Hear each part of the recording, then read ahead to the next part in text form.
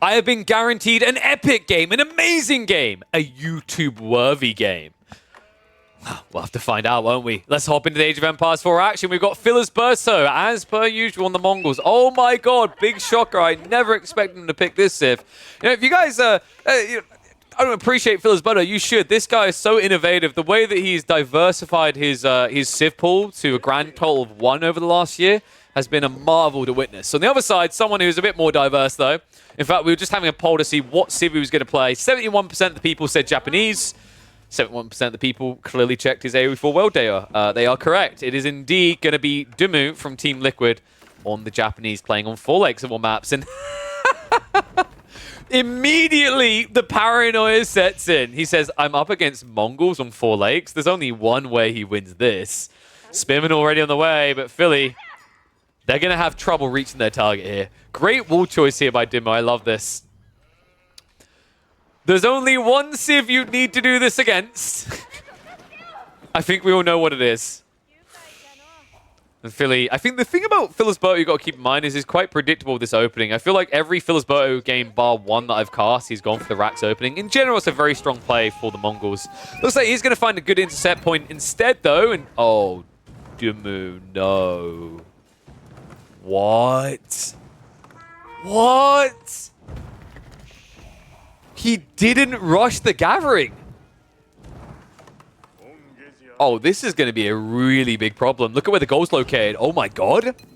The Philly north. A little bit further. Just up a tiny bit. Are you kidding me? The triangle of gold? Alright, Dumu's got a very, very hard game here, folks. He's got fishing, but he's got nothing else.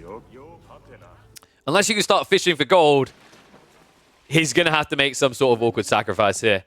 He could go into the stone. Keep in mind, with the Japanese, it's never over until it's over in that regard. If you go into stone, you get 20% of the stone you drop off as gold. That's still quite a lot of gathering you need to do, though, right? That would mean you'd have to gather 400 stone to get the required gold. That's a lot of stone. And although Dumu is playing a Civ that could use it, you have to think about that, what that does to his early game circumstances, his early game eco, his transitions. Completely throws it out of whack. Like on a map like 4 Lakes, you don't want to be going for a second TC or an upgraded Daimyo ASAP. You want to be playing into that quick double pond farm and then go up into Castle Age. But instead, he's going to have to do it. 16 villages. We are at the 4-minute mark on 4 Lakes, and he's having to do this. Need I say more about how bad this is? Let's stone on the other side for Philly. So no trade. Wait. Is this the same Berto I know? Okay, hear me out, guys. Hear me out. Are you ready for this? He's gonna rush a second TC. One's in chat if Philly's going to fish. Two's if he's going for the TC boom. I can feel it. Dude, I still can't take my eyes off this. Like, when was the last time you saw 16 villagers on stone at pre-6 minutes? I mean, even pre-10 minutes, that's pretty aggressive. But just look at what it's doing to his gold. This is just depressing to look at. Oh my god. Wait, did I say 400 stone? Was my maths off? I'm an idiot. Yeah, I miscalculated. It's 800. Is it 800 stone? It's 800 stone. Oh, that is so bad. That feels so bad. You have to gather 800 stone to get enough gold. I really do feel for Dumu right now, man. Berto, the most prolific Mongol spammer on the ladder, has not made this early game easy. The upside, at least for Dumu, he has got a decent amount of food to work for him. The downside is Berto is about to take that away. He snuck a dog.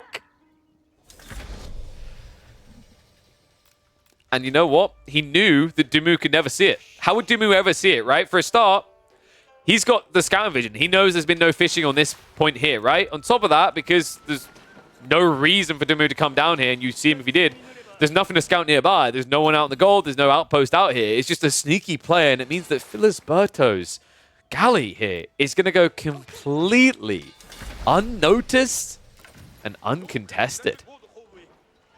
Dumu, You cheeky bugger. I mean, in fairness, when you've got this much stone, it just makes sense. But this is still going to be annoying. The naval arrow slits won't stop these little raids coming in. Philly will be able to keep poking. So it's very important that Dumu follows this up ASAP with boats of his own. So far, this has proven to be a bloody nuisance, though. So he will be able to garrison the injured ships, but still, well played by Philly on this opening. Behind this, he is now setting up docks of his own. We are not going to be seeing the multi-TC approach. Instead, this is going to just optimize the wood line with the deer stone to allow him to get a lot more wood for those boats.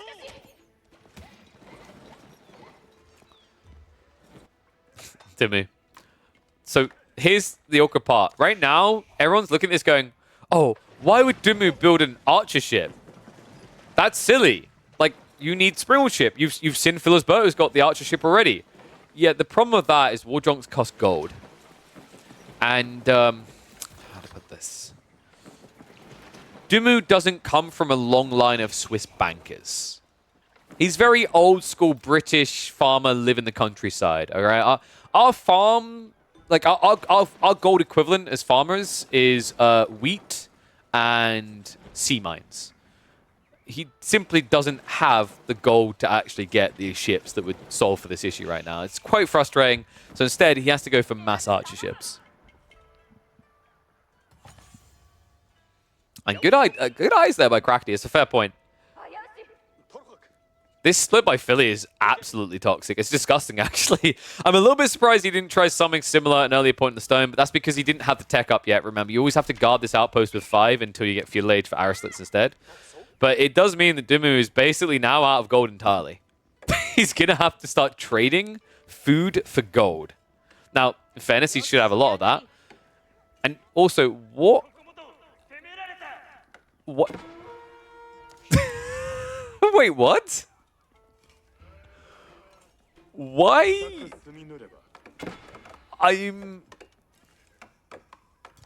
Is it because he wants the wood? It must be because he wants the wood, right? But then if it was because he wanted the wood, why didn't he keep plopping more farmhouses around this? I guess it's because at that point, the disruption came in, right? The fishing wasn't for free anymore, so he probably felt like he needed the food as an insulation for the later phase of the game. Outpost creep coming in. Dimmu, this is actually sick. The dock with the archer ship to now protect the outpost going up. He's going to crawl towards the gold. It's taken him a long time, but it does mean that by about 12 minutes, Dimmu should be able to secure some gold. The problem, however, is... What? Filisberto built Magadai. I did not see that coming. Oh my god. Feudal Age Magadai? Have you no respect, Philly?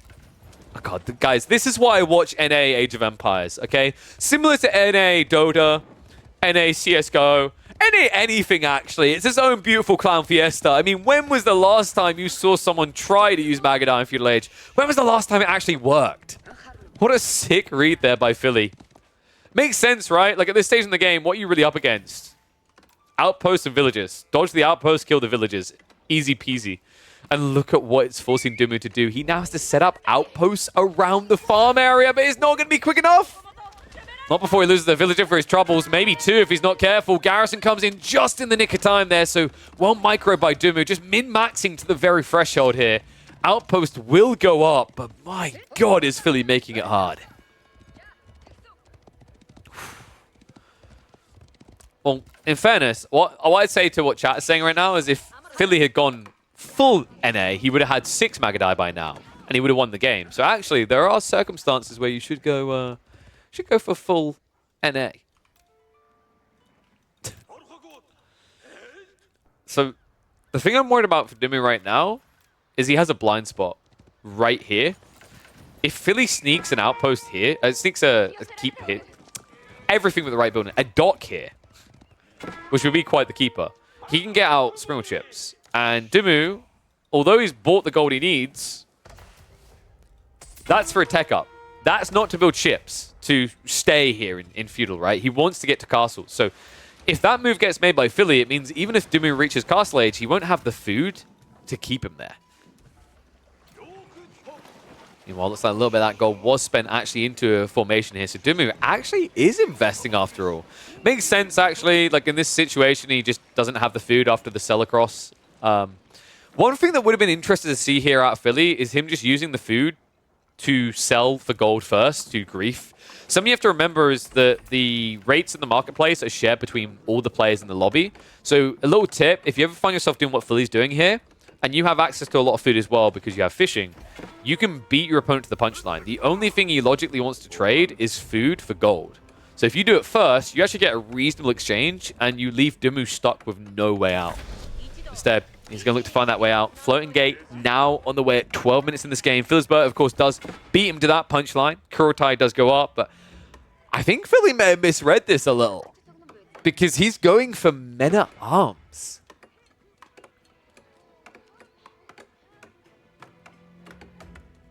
I'm trying to think if like this can work. Because the thing you have to remember is although Adachi beats Men-at-Arms, for a start, you actually have to make the right choice, which Dumu is not doing here. For another thing, the Men-at-Arms only get beat by Samurai if you get the Veterancy and you get the Adachi tech, which is a lot of gold. And then you have to spend gold on the Samurai. So this actually might work out quite nicely for Philipsburg. Dumu, in theory, the way he can take these fights is he can absorb the initial blow of a Men-at-Arms with the deflective armor and basically lance trade them out, whittling them down over time. But if Philly hits mass here, this basically becomes a Burgrave for the Mongols. In the meantime, Dumu at least has one upside. He has taken out that dock on the north side lake. Nothing contesting on the east side. So looks like both sides have got their fishing operational. No more disruptions there. But gold is still a sore sticking point in this game for Dumu. It's about to get a lot harder. Mangonels now coming in. And even though there are Mount Samurai on the way, it's difficult to boom them when they cost 110 gold each. And you have no gold workers. Jeez, I can't believe this game. Well, everyone want to know what Japan with no gold looked like. Ta-da! It's not pretty. Spin wrap around the back, so he does scout it out. Well played. I love this that Philipsburg is actually trying to get the critical information. He knew the tech up happened, but what's important is when that tech up does occur, you need to scout what your opponent's doing. And now we're going to see the number one reason why you do not build Kura Storehouse versus Mongols. That's payday. Every one of these farms that gets set ablaze, Philly's going to get paid. And not just that, it means that Dumu is going to be kept away from the stone. He gets no value out of this Kura Storehouse. All of a sudden, it's like you built the landmark for your opponent. Yeah, this is bad. This is actually bad. Think about the mathematics as well. When you let this fully fill out, that's 12 farms, right? That means you're going to feed across quite a lofty sum of resources to your opponent, actually. You're going to give them 300 food and 300 gold if they clear all the farms. And then every 50 seconds, you're going to do it again. You're going to keep giving them these extra resources. Men-at-Arms are in now. Philly, this game looks over, man. Like, I don't know how Doom is meant to recover it. Miracle has occurred here, at least. He has managed to bank a relic on the backside, but it's 80 gold. I can't half the hopium on this. Men-at-Arms, they dive into the back line. Eco now being idled out. This game looks over. Remember, there have been traction traps set up behind this. Mangonel is at least going to be dove by the Mad Samurai, but the Kurotai buff brings those Samurai low. Sure, they get rid of the Mango, but it comes at a high price. The villagers are still running for their lives. Dumu, basically half of his land eco. Actually, more than that. I think all of it at this stage is idled. And he's got all the food he needs, but the problem is he can't do anything with it. Oh my god, you guys can't see that because of the UI. If I pull that down quickly, you'll just see how grim this is going to be. I'm trying not to vomit at this. He can get 10 gold. He can literally get 10 gold per 100 food. This is over, man. There's no way back. What a crazy game out of Philly. I mean, the Samurai are starting to clear up the first wave, but now it's just unlimited spears, right? And these guys are all just going to keep building siege.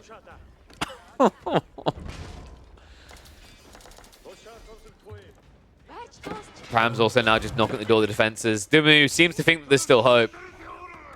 I'm wondering why. Maybe the fact he's trying to get gold access now, but that's going to be contested by mass infantry. And right now he has a grand army of 5 samurai.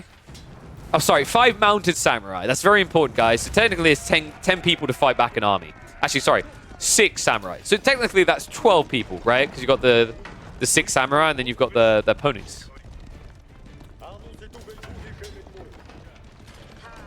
Ay. Dimu going to try to cut some reinforcements, but most of those reinforcements are spears, so over time this becomes quite the sticky predicament. It looks like a lot of the spears are going to be pulled. Yeah, don't send them all. Calm down, Philly. You're going to need some to defend your siege as well as your base. It looks like a raid is coming in, so Dimu, he's had enough of this. He says, okay, if I'm going to make this work, if I'm ever going to recover this, it's time to stick my foot where the sun don't shine and return some pain to the Mongols. Marches in, but I don't know if you're going to be able to do the substantial damage you need. On the other side of this, we are seeing a move in now into the Kura storehouse. Do not like this, by the way, Philly. That this is suboptimal. You want to be going for the farms.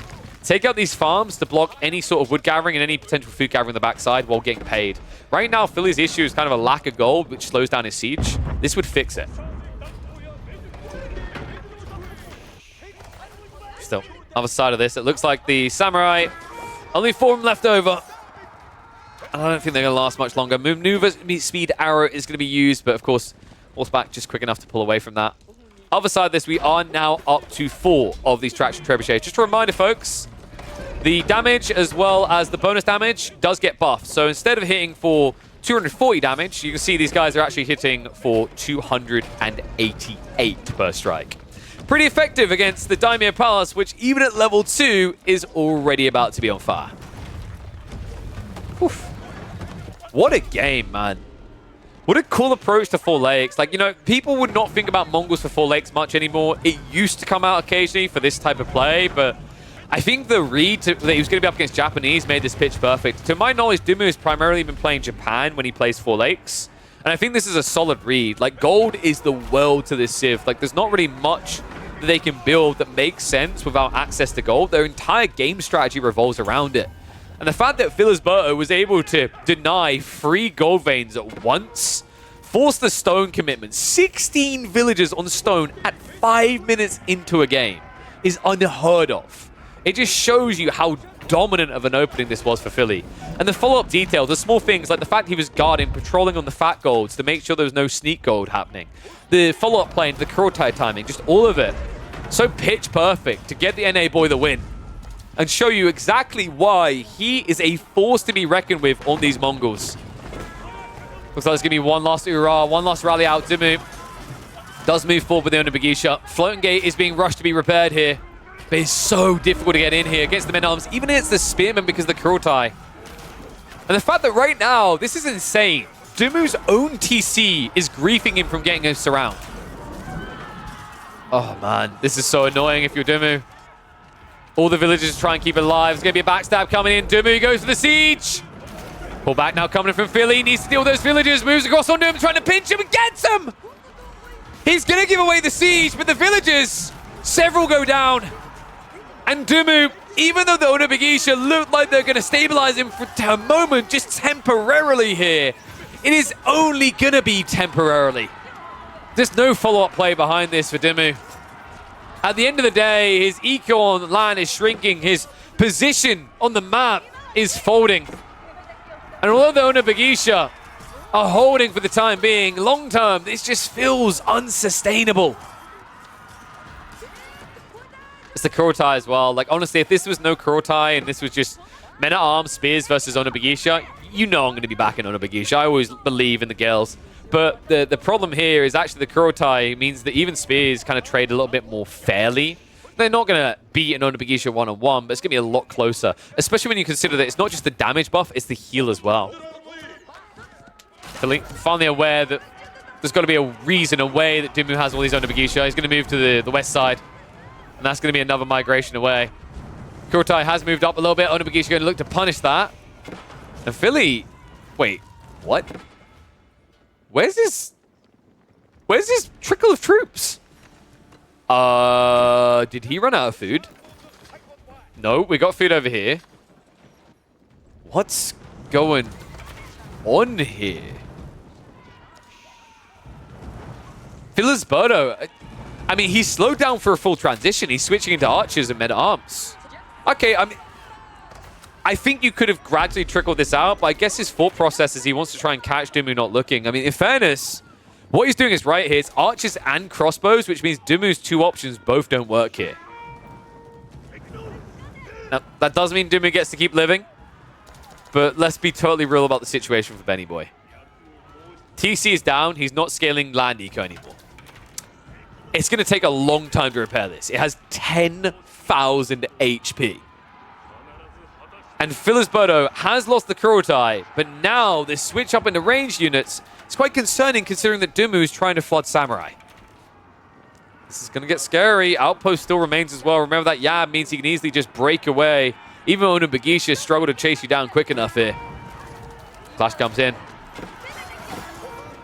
Kill the troops. Range units just tickling away at this Philly. Not the best micro there. Starting to reveal his range units on the backside. It's going to be a recommit. Trade now coming out. Is he... Wait. What? Oh, no. No, no, no. I must have hit... I apologize. I hit the UI. He doesn't have the melee upgrades. Oh, my God. This is huge. Dumu's doing so much damage in these fights. No way, Philly! There's no way you lose this game. It might happen, folks. Look at the access now. Dumu's moved to the right and the left side. He has gold on two areas of the map. He has the fishing still behind this. And Philly, he neglected the blacksmith upgrades. Dumu pushes him all the way back. He gets the breathing room he needs. Philly's army getting smaller. Range mass is at least building here. So it looks like he'll be able to reset and hold this for the time being. But Dumu getting a breath of life that no one would have anticipated here. Oh my dear God. Now the repairs slowly coming in on the TC. It costs him a lot of wood, right? But eventually getting back online. Behind this, he's got flexibility between the stables and the racks now. This is also an issue. If Philly goes too hard into range units only, Dumu has a transition. He can just go into full horseman. He can afford food. He can afford wood. Gold was the limitation this whole time. The Philly able to get enough range units together, will be able to push this back. But what he needs to do now is set up some outposts and repair that Kurotai, because this buff is still going to be quintessential to his victory.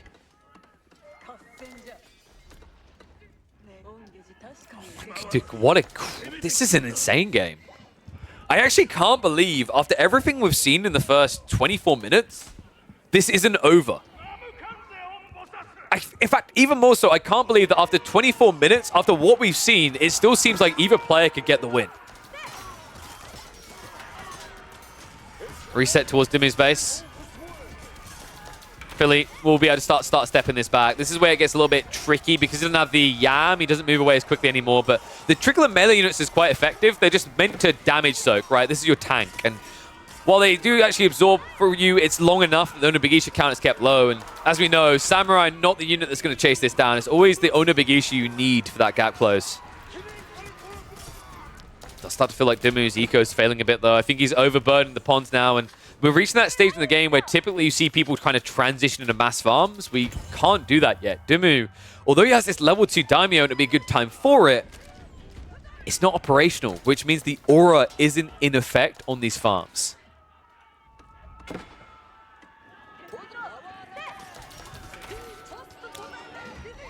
I think this is it, right? Like, we've seen some interesting pivot points. Dumu, he made a great march out, but, you know, like, I think the takeaway here is that TC being upgraded sometimes is a really big downside. It's why typically if we see a Japanese player lose their primary TC, they immediately call GG. More so than I'd say any other civ in the game. It's the fact that trying to repair it, I mean, imagine if this is Shogunate Castle, right? You'd have to repair 14,000 HP. It would just take way, way too long. So props to Dumu for trying to find a way back in, but it's just undeniable at this stage. Filisberto will show you why he's top dog of the Mongols. Why he's... Like, what rank is he right now? Let's have a look. Because when this game went on, I think he was like 1,867 elo. Yeah, he's ranked 40th in the world right now. Only playing Mongols. Now, you'd think that would be in big age. Oh, he plays Mongols. I know what he's going to play. I can count this. But sometimes he just comes out with something a bit too strong for you to even contest. And that's definitely what's happened here today. Gonna hit the 2x speed now, just so we can reach the end of the game, because this is pretty much over. I love the fact that he still hasn't fully repaired it yet. Like, both of these landmarks, like... Kuristora's finally goes back up. Daimyo Palace has been repaired. Wait, has he... What? Alright, we won't talk about that. That's capture age things. All landmarks are repaired now, folks. He does not have any landmarks that have been destroyed. He does have an army that's about to get destroyed. Pushback coming in. Dimmu about to be pinned against the edge of the map. Sacred Site's been locked in behind this. And it looks like he's starting to creep out now towards the location of those gold veins that have been keeping Dimmu alive. No villager pool coming out to repair the Kurultai is a little bit surprising here, though.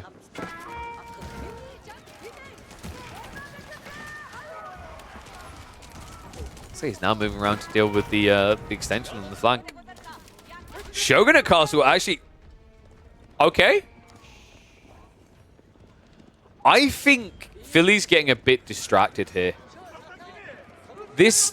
I don't think you need to be addressing the south side the way he's pivoting now. It looks like he's trying to back up maybe for a Sacred Site victory, but that's 10 minutes, dude. You can't give the Japanese 10 minutes to recover. Sure, you are pretty far ahead on economy, but like, it's Japan. In this matchup, with Maso and a Big Issue against your comp, like, they can actually break you. Especially if you don't have Yam extension everywhere. He's going to move into massacre a few villages. There's going to be a push away. That's going to be idled out on the gold, but like, consider behind this that Dimmu's getting an opportunity at least to build a military force to try and defend with. It's going to be hard long term, but it means that the next upcoming fight is going to be difficult either way, especially with the backstab. Dimmu goes for the counter raid. Not going to hit as hard, but can actually chase this down, remember.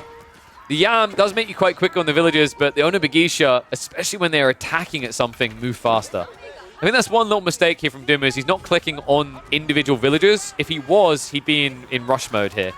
Look at that, 1.81 instead of 1.5. Dimmu, nice split up there. He knows he's not going to survive here for long, so he needs to find as much eco damage as possible and then get out. Other side of this, though, rams are now being built. Like, what is it with Philly and building rams underneath outposts? This guy seems to love it. This is such an absurd game. I actually can't believe the way that Dimmu's just trying to claw back into this off of pocket resources everywhere. He's now gathering stone on the north side to insulate himself further. We're going to be seeing a TC, right? Yep, TC on the way. Does also secure him the deer, so it gives him a little bit more life support in this game. I don't know how he does this, though. It feels like he has to force missteps out of Philisberto 4 or 5 different times to really get back into this. Especially when you consider on this side of the map, right? Pastures are going to start to be flooded in. On the other side of the map, farm count is still basically not setting any new records for this entire game, right? Like, he's up 11. That's the highest it's ever been. So Dimmu is going to need to find a massement of wood and a farm transition soon, but that's always difficult in this matchup, because when you set up all these farms, you're just basically giving bounty over to the Mongols.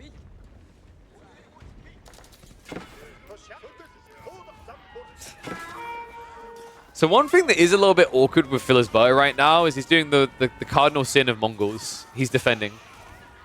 Like, it's very awkward as well because Onobugishas don't give you much of an option here. But I like that he's now finding the way. These are the two ways you do it. You need cavalry. It's either Keshiks or Magadai. Either one works quite well here. The whole goal is you just need to chase these guys away when they show up. Because when he's reacting with archers, crossbows, they take ages to get here. Even with the Yam, they're notably slower than the Onobugisha.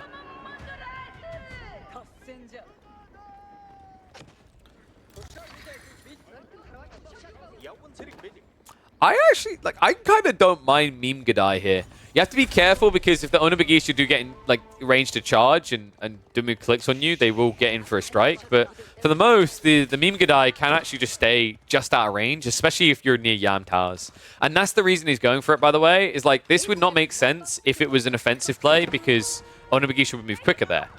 But when you're near these towers, you move at 1.8 movement speed. That's the same speed that Onobugisha move at when they're charging. So you can always maintain the distance. It's a pretty creative solution. It's kind of weird to see, but I actually like the way that Philly is folded in Magadai at different points in this game now.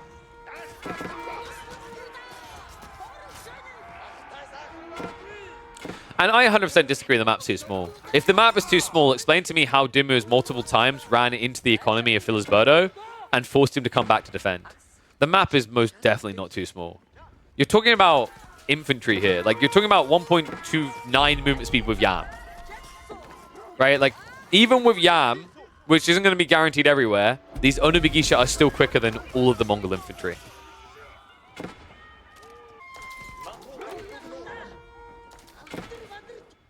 Oh, wait. Oh, dude. What? Dimmu, he snuck in.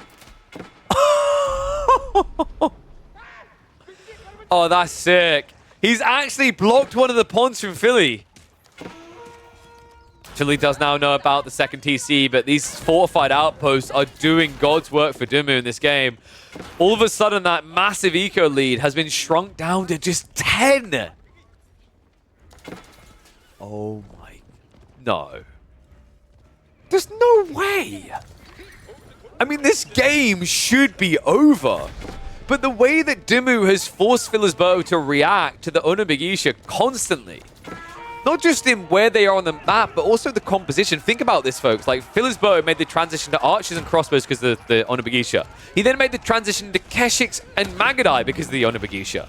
And every step of the way, Dimmu has just reaped the rewards of it, getting closer and closer to taking the lead in this game. Absolutely insane. I just can't believe this. Looks like the Yoroshiro is going to get popped before it can be dropped. But Dimmu, I mean, he still has gold to work with here, right? Like, it's critical that you block these resources out. Dimmu's once again back on the vein on the east side here. And this is getting problematic. I think the game is actually getting away from Philly. I just can't believe this. Filisberto is just racking his brain. He's like, this game should be over. Why is he not tapped out? Why is it not GG? And now he's discovering why. An absolute dismantling by Benny Boy here. Onobugisha are finally going to be cornered. But behind this, I'm sure there's a new wave building. In fact, we've got Samurai now getting added back into the mixer. Filisberto now scaling into additional Magadai. May actually be the solution here, by the way. Magadai work okay, not great against Samurai, but the whole point is you tickle them down over time and they can never touch you. Dimmu, he does still have this uncomfortable phase ahead of him. Yes, he has shut out some of the fishing of Filisberto. Yes, he can now take it for himself, but you know, he still hasn't got that scalability, that ceiling that you get from farms. There's still kind of a limit to what you can get off of free pawns here when it comes to Onobugisha spam. Oh man, what a crazy game. Villagers once again being chased. Here you go. This is what I was talking about with the Magadai. If you move them, if you move them, if you move. Okay, he's moving them. I love the Katana Bannerman just there deflecting all the shots. Full anime mode. Dimmu doesn't care though, he just goes after the eco. And look at that. For the first time in I don't know how long in this game, Dimmu now with the economy lead. And look at that. Dimmu already losing the economy lead. Oh, this game is wild. I like this from Philly, though. Like, to this point, he's just been pulling the entire army back the moment Onobugisha shoot up. And that's why this was starting to turn in favor of Dimmu. This is much better, where he's just going into the base and he's looking to do some significant damage.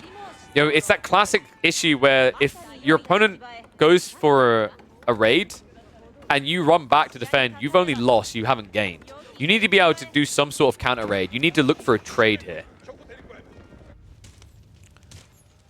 Looks like it's going to be a 100% secure now on that southern pond for Dimmu. So a lot of fishing to work with here. Now up to 2k food income. I think, yep, he has started adding more farms. So it's getting better and better. Meanwhile, Philly, the meat's not looking great here. 1,250 a minute compared to 2k. He's falling behind.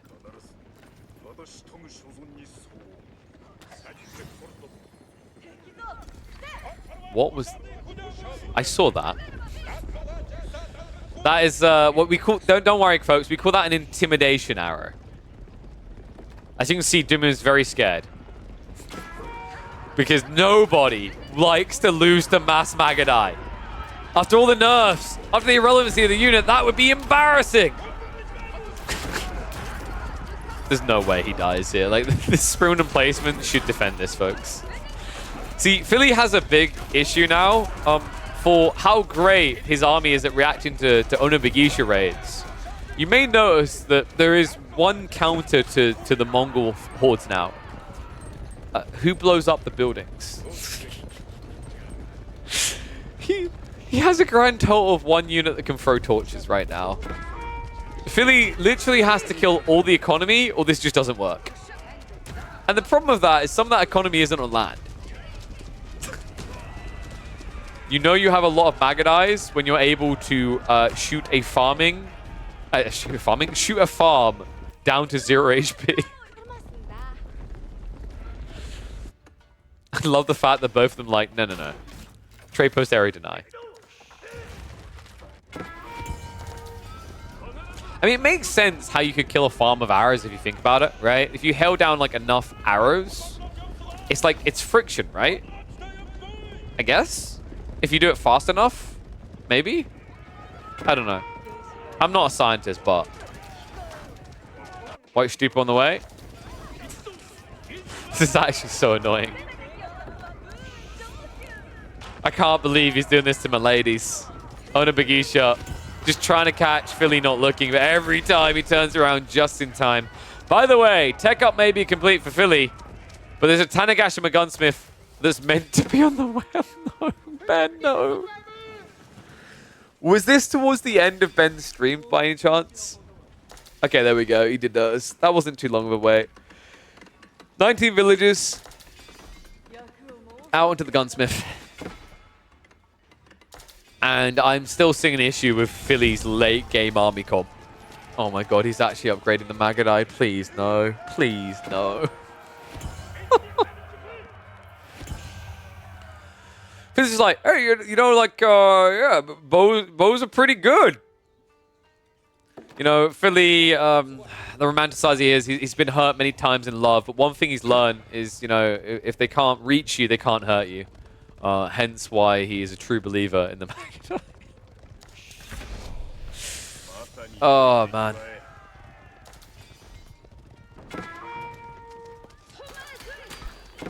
Oh, dive in again. Timu. A slow reaction here. Once again, as soon as he gains the eco lead, he sets fire to it. Magadai fully upgraded now, so they got the 10 damage, right? They got the +1 to come through, then the scenario arrows. They will hit reasonably well. The issue, however, is that he just still doesn't have a way of necessarily ending the game with all the static defenses that Dimu's building. That's really what has me worried here. Like, these sprinkled outposts are just shutting down 20+ Magadai on their own. He can get in and do some damage, don't get me wrong, but he's not getting that permanent damage. And in return, he is actually losing quite a lot of gold. Gold being a limited factor on this map, remember. You can actually see Philly. He's almost drained the 8k. Over here, Dimu down to 2k on the remainder. There is another 4k over here, as well as one for Dimu. So, in terms of gold access, I'd actually say Dimu has more runway here, and he's using less gold on his unit comp. Right? Think about what Philly's building here. 40 gold, 40 gold.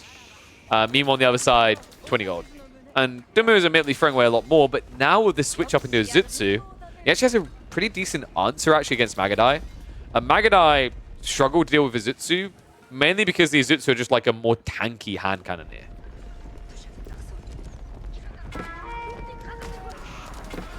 Rocket launcher deployed. Yeah, this is the point in the game where like even biology would not help you, right? Like getting an extra 20% health here wouldn't make a difference. You still get one hit by the Shogunate Castle. So I'm glad he hasn't actually... Well, okay, he's going to waste money on it. Mass crossbow. Mass Magadai, though. Into the fold. Onobigisha are going to get wiped, but the Izutsu are starting to blitz behind this. What matters is that Dimu doesn't lose that backline, by the way. As long as he starts scaling the Baldy Boys up, things will begin to look quite good for him here. Remember, 160 health, 7 ranged armor. It means all these ranged units don't really do much. And just look at how bad this fight is getting! Oh my god, Philly, he loses 2/3 of the crossbows. And what, half of the front line Magadai? I mean, that was a crazy fight for him. That was a fantastic fight for him. Wow. Okay, no, Honestly, I can't back the ponies anymore, man. That's a bet I wouldn't even make at the horse races themselves. I mean, this is hard now. Azutsu untouched throughout that all.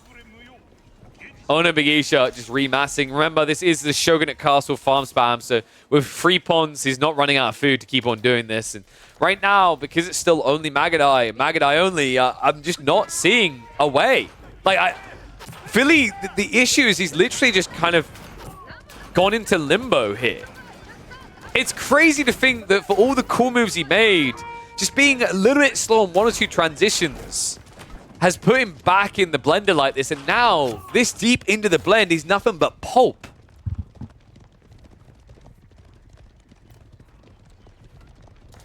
I mean, maybe if he had at least Siege, but then again, do you really ever want to be building Siege up against Masa Onobagisha? It doesn't feel great.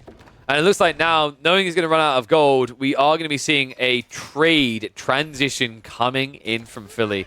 This is dangerous against Mas Onobagisha. If they see you, you die. And no.